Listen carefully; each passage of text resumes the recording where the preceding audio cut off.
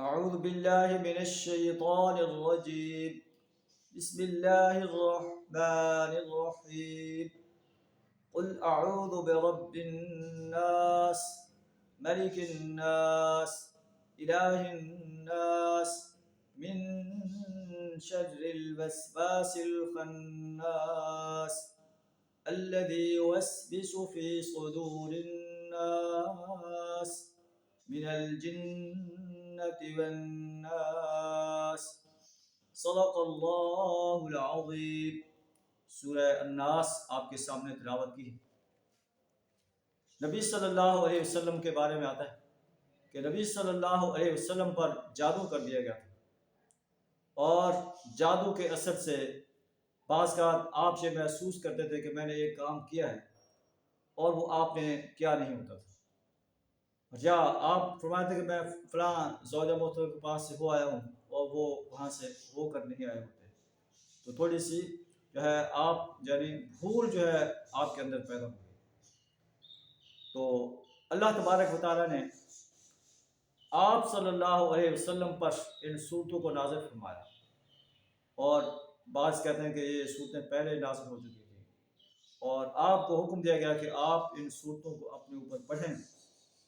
جب بھی جو ہے آپ کا یہ خیال ہو کہ مجھ پر جادو ہو رہا ہے، جادو کیا گیا ہے، اور جادو آپ پر کر بھی دیا گیا تھا، اور یہ چیزیں جو ہے آپ کے اندر پیدا ہو گئی تھیں، تو آپ کو فرمایا گیا کہ آپ پر جادو کر دیا گیا ہے. لبید بن عاصم نے آپ پر جادو کیا ہے، اور اس نے آپ کے بال اور آپ کے کنگھے کے کچھ دانے لے کر جو ہے جادو کیا ہے، اس کو نر کھجور کے خوشے میں رکھا ہے، اور ایک کنویں میں ڈال کر جو ہے ایک خشک کنویں میں ڈالا ہے، اور جو ہے اس میں پتھر کے نیچے اس جو ہے اس پر جادو کر کے رکھ دیا گیا ہے.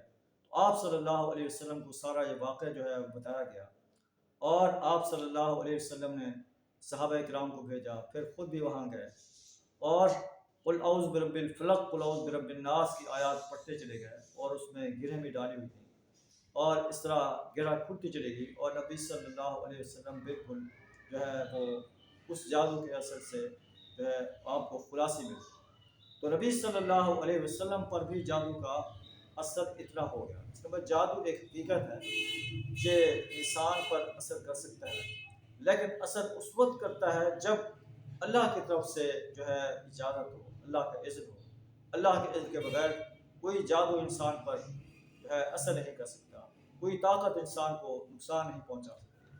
تو نبی صلی اللہ علیہ وسلم کو یہ حکم دیا گیا کہ آپ اللہ کی پناہ طلب کریں، اور نبی صلی اللہ علیہ وسلم اکثر اپنی دعاؤں میں جو ہے اللہ کی پناہ طلب کرتے تھے. حضرت عقبہ بن مالک رضی اللہ تعالیٰ عنہ بیان کرتے ہیں کہ ان قطبہ بن مالک کان نبی صلی اللہ علیہ وسلم یقول اللہم اعوذ بک من منکرات الاخلاق والاعمال والاہواء. میں برے اخلاق سے، برے اعمال سے، بری خواہشات سے تیری پناہ چاہتا ہوں.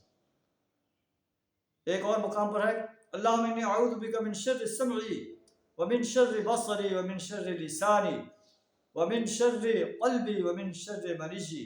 اے اللہ میں اپنے کان کے شر سے، آنکھ کے شر سے، زبان کے شر سے، دل کے شر سے، خواہشات کے شر سے تیری پناہ چاہتا ہوں.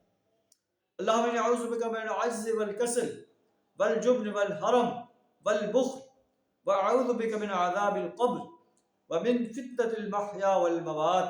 اے اللہ میں تیری پناہ چاہتا ہوں عاجزی سے، سستی سے، بخل سے، بزدلی سے، بڑھاپے سے، عذاب قبر سے، زندگی اور موت کے فتنے سے پناہ چاہتا ہوں.